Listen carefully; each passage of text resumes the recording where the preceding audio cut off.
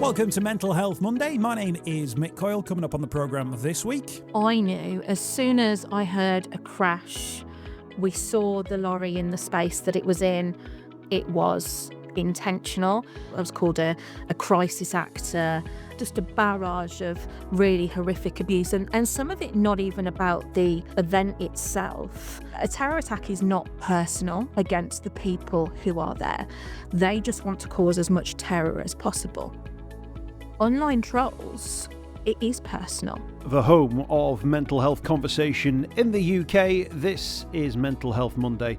Welcome to the programme. Episode 355 has a wonderful guest who is going to share her story with you. It's a story that comes with a twist because Emma Rushton is speaking with us on this week's podcast. She survived a terror attack, the Berlin terror attack in 2016, but that's just the start of her story. After sharing her eyewitness account of what she saw back that day, online trolls came for her in a way which I think you will find both surprising but also upsetting. The impact and the consequences of that have had a huge impact on her life. And now, for the first time, she's ready to share that story more widely. It's taken almost a decade, but now she wants to take her experience, use her skill set, and take the opportunity to do something positive. So Emma's going to share her story with us today on the programme, and details at the end of the programme about new steps that she's taken as well, which if you are interested in this field, you will want to get involved in. I started off though by talking to Emma about why the time frame was so important for her and why she was so keen to now share her story. It's a really hard question to answer, really, because I could have done it 5 years ago. I could have done it 9 years ago when it was really, really fresh. But I think now it's because it has taken me this long to rebuild my confidence after the events of, over the last 10 years and to want to put myself out in the public space again. I feel like that fear of being seen and being trolled and online harassed has actively hindered the goals I want to achieve in my life and the goals I want to achieve in my business. And it's kind of got to the point where I've said no more. Like, this needs to be something that I do now. It's kind of that feel the fear and do it anyway. So 10 years on, I'm kind of taking what I've learned over the last decade and bringing it into the front line, which is still really, really scary. But it's something that I feel now is absolutely necessary. And it's looking at things that are happening in the world at the moment. And I'm not the only one that has been through this, is going through this. And I realise I had to give something back to people to help them if they've experienced similar things to me, or to prepare them if something like this happens in the future. There are two things, Emma, I think going on in this conversation. One is obviously the experience that you had at the Berlin markets terror incident, which 12 people died in that incident. It was a huge global story that you found yourself at the heart of it. And that in and of itself is the conversation which is very much worth having in terms of what that experience is like. And yet there's another part of this conversation that we're going to get onto, which is the consequences. And I imagine that some people would presume the consequences is a great sense of trauma, but I imagine there's a whole mix of emotions about having gone through something so traumatic. And yet part of this conversation is about outside interference, if you like, in that. And we'll come on to the online trolling, but firstly, the incident itself. You were a journalist at the time, you were sort of out and about, but you're there as a tourist, right? I was. So, interestingly, because people who work in journalism will know you end up on short-term contracts and you end up freelancing and things like that. I just finished 6 months in a charity press office 3 days before, and was taking a holiday before I started my new job in journalism at the beginning of January. So I went out on the 19th of December. And so I've always been a journalist at heart. Once you're a journalist, you are always a journalist. But I'd gone out as a tourist. I'd worked really hard for the last 6 months, and deserved a holiday with my friend. We'd found a really good deal on a holiday to Berlin, and we arrived on the 19th of December. We were there for a matter of hours and went to the German Christmas market and ended up finding ourselves sort of at the centre of this global news story. At what point are you aware that something is happening that is not a bit of a kerfuffle that's going on in a quiet corner? At what point in your experience did you realize something something is deeply wrong here? Something has gone wrong. We were sat having mulled wine as you do at a German Christmas market, and my friend sort of said, "Oh, let's go and try some more food." And I'd broken my leg sort of a number of years earlier, and because of the being in the air of the flight and walking around and walking to the Christmas market, my leg was saying no. And I said, "Well, just give me a few more minutes." And actually that saved our lives. I mean, there's no sort of sugarcoating that, because where we were, we would have gone down 4 small steps, and then that's where the lorry plowed through. And I knew as soon as I heard a crash, we saw the lorry in the space that it was in, and it was speeding up rather than slowing down. Think I knew this wasn't somebody who had just sort of veered off the road by accident. It was intentional. So that happened in a very short space of time. And actually, I had just been texting with a friend in a newsroom, and he'd just replied saying, "Have an amazing time, have a drink for me." And that was when I rang him and said, "Something has gone on here." And he just said, "Okay, get out, get yourself safe. I'll speak to you in a bit." And then my friend sort of kicked in and was like, "Right, you look at the floor and make sure we don't stand on anything that we're not supposed to, and I will keep eyes dead ahead and get us out of here." Um, our hotel was the same direction as the lorry had gone. And so we went the other way, because in those instances, we weren't entirely sure what happened, but also, you don't know if they have a gun, if you don't know if they've got a bomb, in those situations, you don't know what else is going to happen. But I just remember trying to stop tourists from walking in that direction. And so I knew really quickly this isn't just an accident. Of course, there's the get out of there as quickly as possible attitude, which I think we can all understand. But then, of course, details then start to emerge about the incident and information is released. 12 people we then learn have died in that incident. How does that drip of information impact you as you're receiving it, having presumably still been in the midst of a huge adrenaline spike of get me out of here, I'm still in survival mode?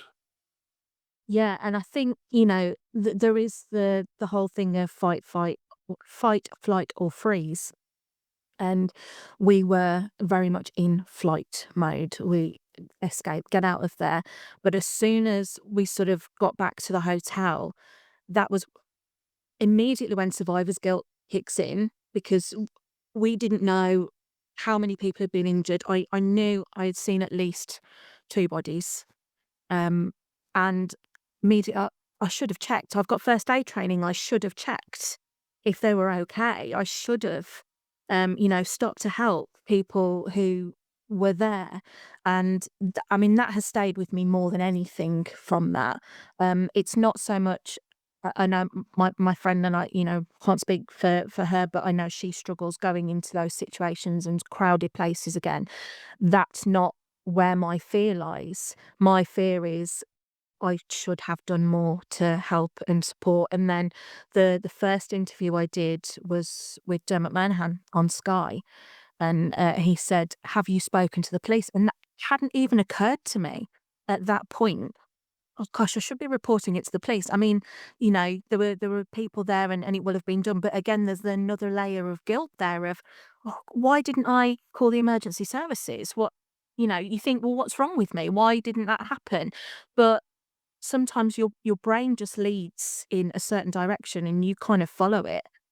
And I had already gone into, I'm not dealing with what's just happened. I'm going into journalism mode. This is just something that I am reporting on. This has not happened to me. And that delayed my recovery quite a lot.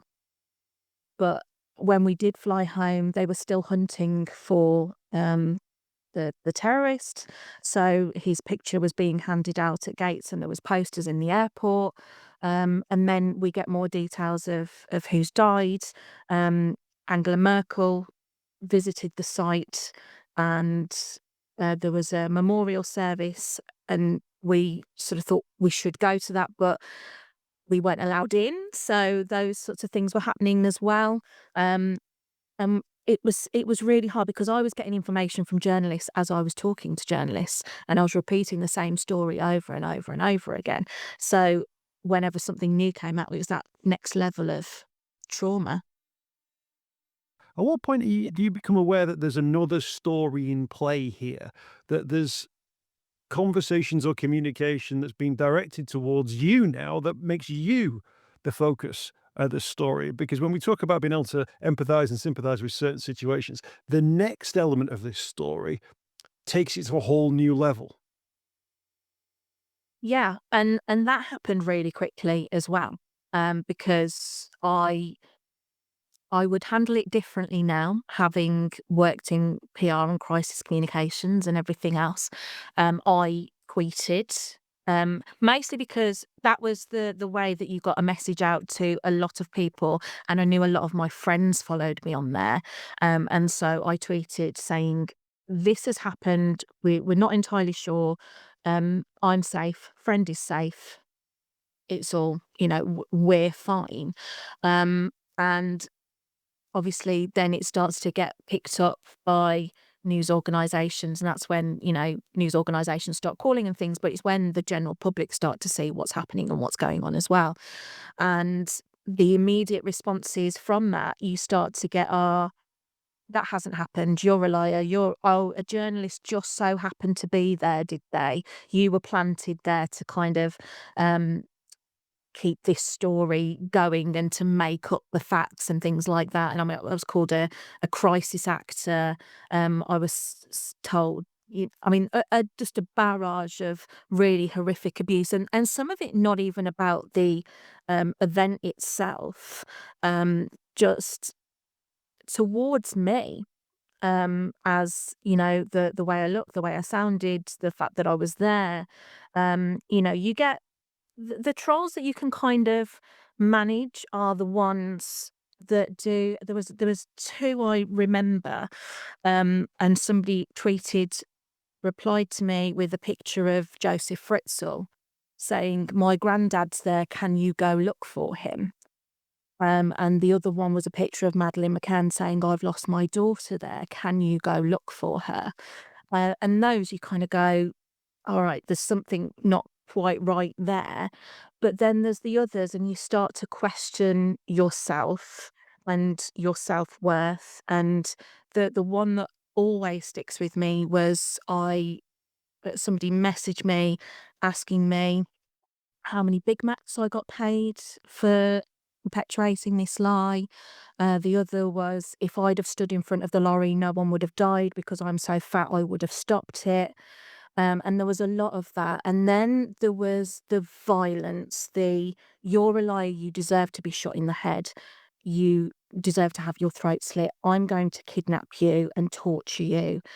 And that kind of relentless, logically, these people are in a room somewhere on their phones typing that out.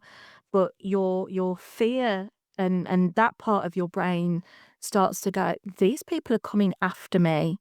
I've just had that happen, and now more people are coming after me," because you're already in that fear of, and logically I know now, a terror attack is not personal against the people who are there. That person did not go, "Emma's at that Christmas market and I'm going to target because I'm going to target her."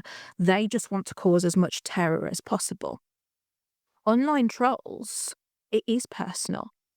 Whether they know you or not, and whether they're saying this to 100 people, it is personal towards you, towards me.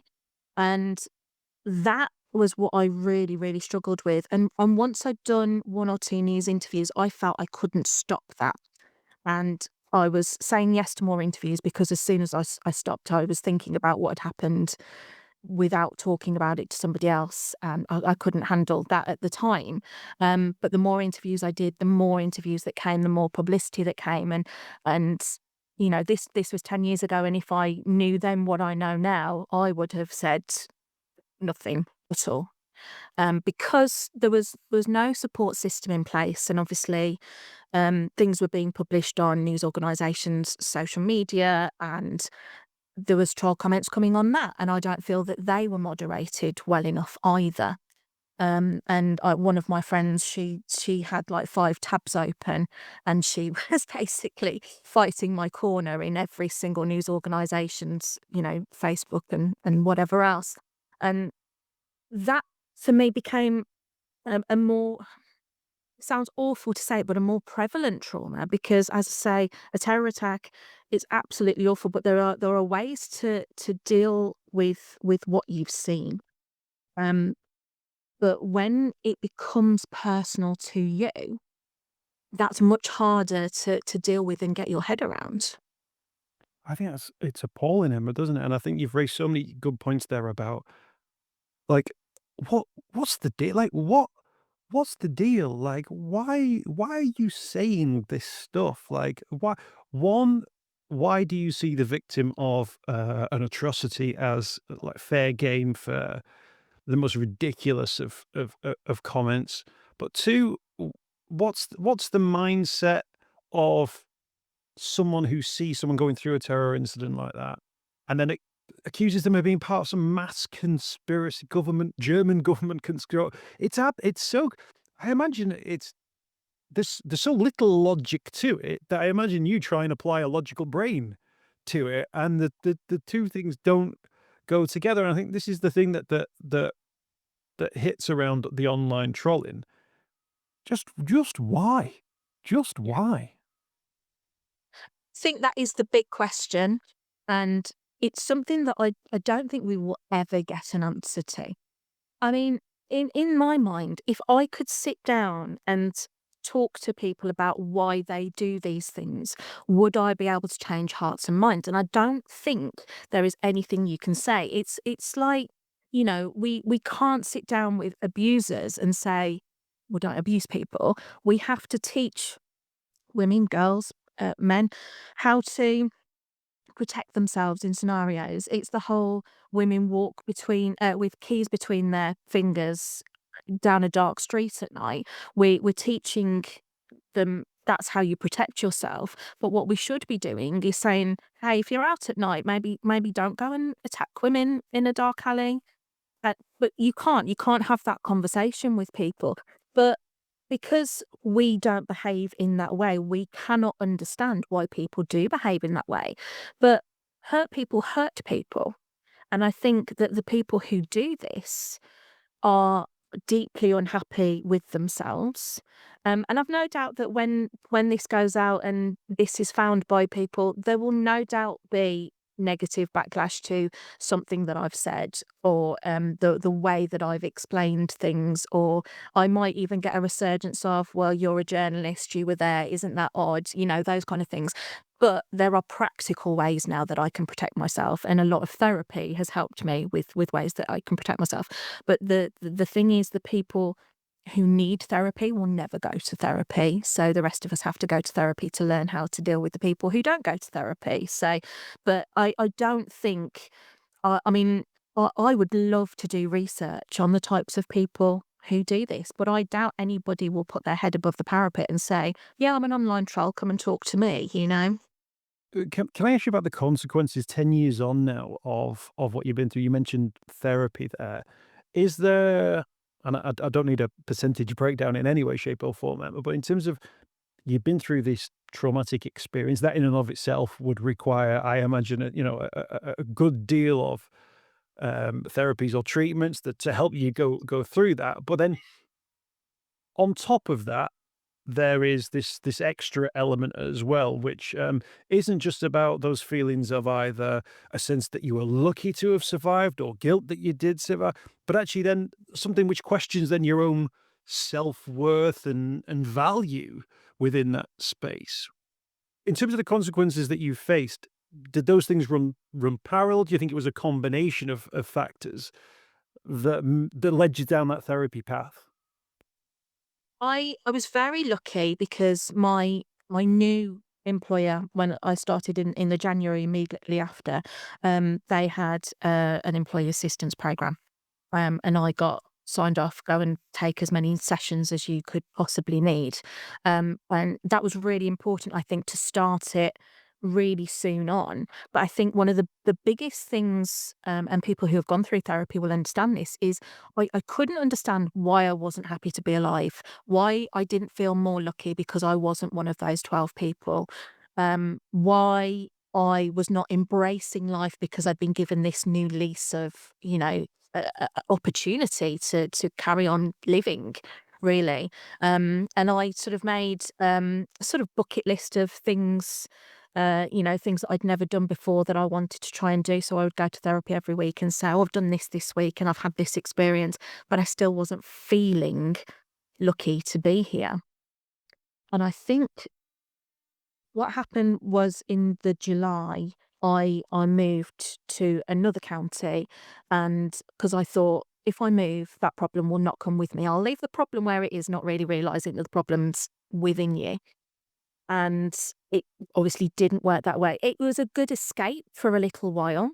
But I then needed further therapy to kind of deal with the fact that I'd uprooted my whole life and nothing was familiar. And why did I think that that was going to help and support me? And then obviously COVID hit, and working in a newsroom in COVID, as journalists will know, was extremely difficult. And that was when I went to therapy that changed the way I perceive things and the way I think about things. But it took a long time for all of these fears and worries and solutions to come out, because it was never going to happen in the first 6 months after the incident had happened. Um, and actually, I was just dealing with the incident at that point. I wasn't dealing with the online harassment and trolling at that point. Um, and then the therapy during and after COVID was pretty much about COVID. So it was 2023, it all came to a head, and I had a really severe mental health crisis.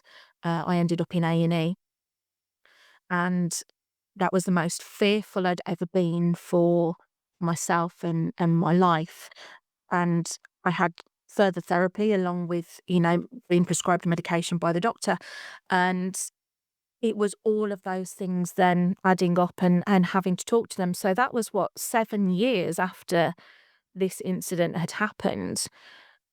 And I don't think I dealt with all of them completely, and they'd all been building up and building up to this scenario when I was having to go back and look at everything that had happened.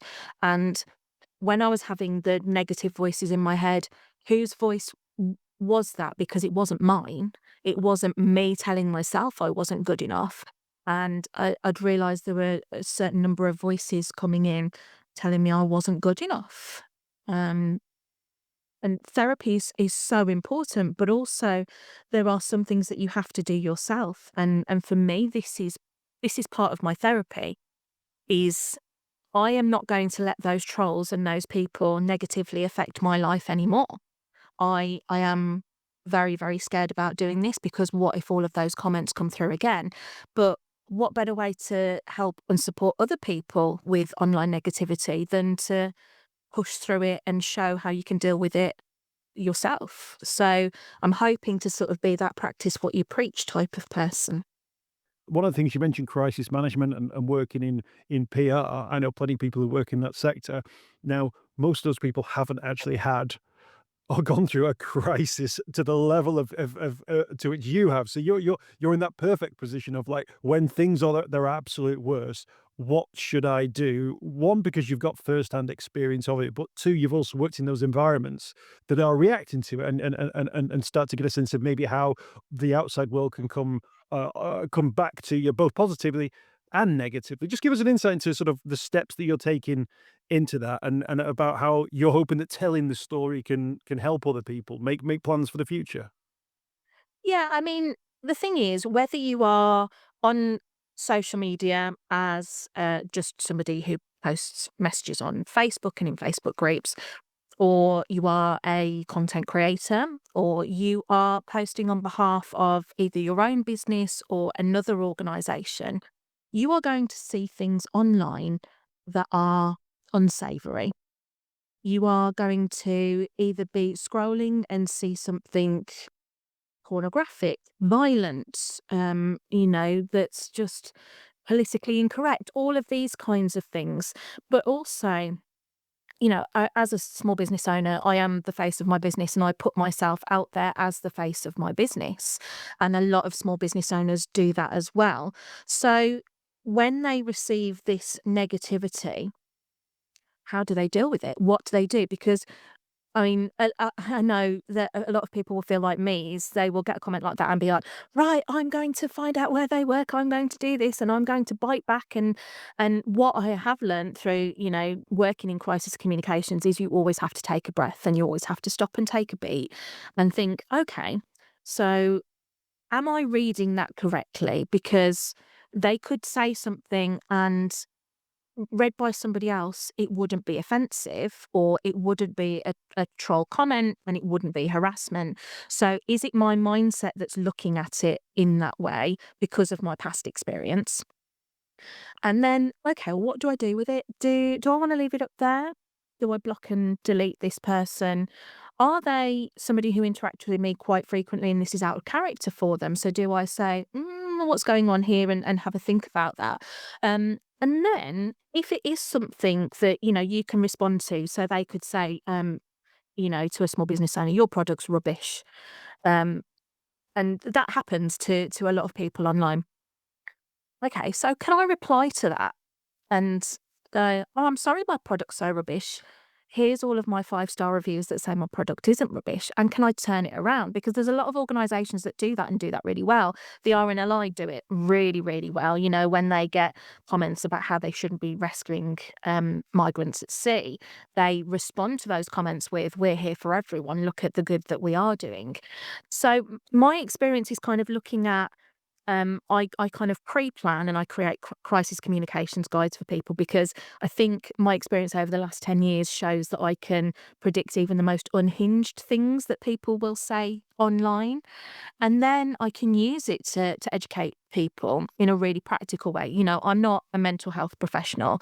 I can't say what you should do if you receive that comment and you're feeling really upset by it. I can't say, here's what you should do to go and soothe yourself, and here's the psychology behind it. That's not what I do. But what I can do is talk to people how they can protect themselves practically. Here's where the block button is. Here's how you can filter keywords. Here's how you can stop unfollowing those people. But also, how could I use this to create positive content for my brand? And if not, don't reply, because if you reply in a negative way, that can also destroy your brand. So you are then letting these online harassers and these online trolls reduce you even further, because what they want is for you to bite back. And if you do, you can just make that situation so much worse. And, you could end up losing your business because of it. So these are the practical elements that I kind of look at, because there isn't that practical support. I mean, if someone had said to me, maybe don't post on Twitter, or maybe don't say that, or maybe take a week away to think about how you'd want to reply to that properly, I perhaps wouldn't have. I'm not blaming myself, and I'm not blaming the way that people react when they're in certain situations, but maybe I would have reacted differently if I had all of this information. And so, yeah. I think that's really interesting, because what it tells you is that whether you're doing it from a business point of view or even from a personal point of view, there are frameworks and mindsets that you can, and knowledge that you can have, which is in place, so that if you do have to face something like this, what that framework is. It's not just everything comes at you in one go and you've got to deal with it all in that moment. There's something else going on there, which there's a framework you can go, I know about this stuff. I've heard from the experts about how to deal with it. And it just allows you, doesn't it, to, what would be the phrase, to contextualize what's coming your way, and then contextualize your response to it. Yeah.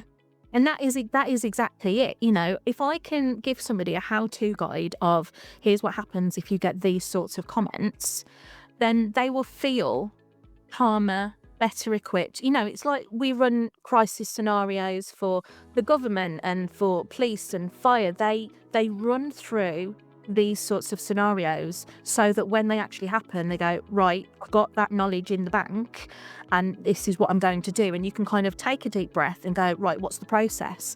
And that's what I really wanted to offer people was this, okay, I've got a nasty comment, I'm having a bit of a panic because it's really vile and I don't know what to do with it. I mean, if it's really awful, just delete it. I mean, that's the one thing I will always say is if it's going to cause you anxiety, leaving it there, just get rid of it.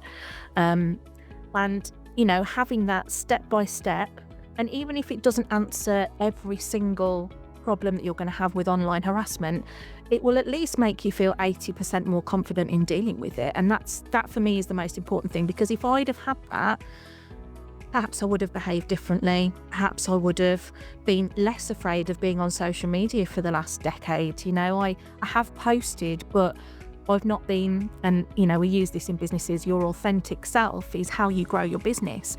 I have not truly been my authentic self online because I'm so terrified about what someone will say about my authentic self. If they say something about my online persona, that's fine because it's not the real me. But what I decided with this was I've got to be completely myself now, because I owe it to the people I work with, I owe it to the people I network with to be Emma. Emma, what we'll do, we'll pop the information in regard to your course and how people can get in contact with you as well onto the podcast notes, and people can click and then find out some more about the projects that you're involved in and how they can get involved in learning more about your experience. Amazing. Thank you so much. I hope you've enjoyed this week's podcast. Thanks for checking out Mental Health Monday. My name is Mick Coyle. You can find me on Twitter at Mr. Mick Coyle. You can also find me, Mick Coyle, on Facebook as well. Don't forget, if you want to speak to somebody about your mental health, you can do so. The Samaritans, free to call on 116 123. You can find mental health services where you are. Just look for the Hub of Hope. Type in your postcode. It'll find those mental health services close to you. And for support in a crisis, you can text SHOUT to 85258. That's if you're experiencing a personal crisis, you're unable to cope and need support. Shout to 85258. That's a text line. Do get involved in those services. In an absolute emergency, always remember the number to call is 999. Thanks for downloading the podcast this week. We'll be back next week with more Mental Health Monday.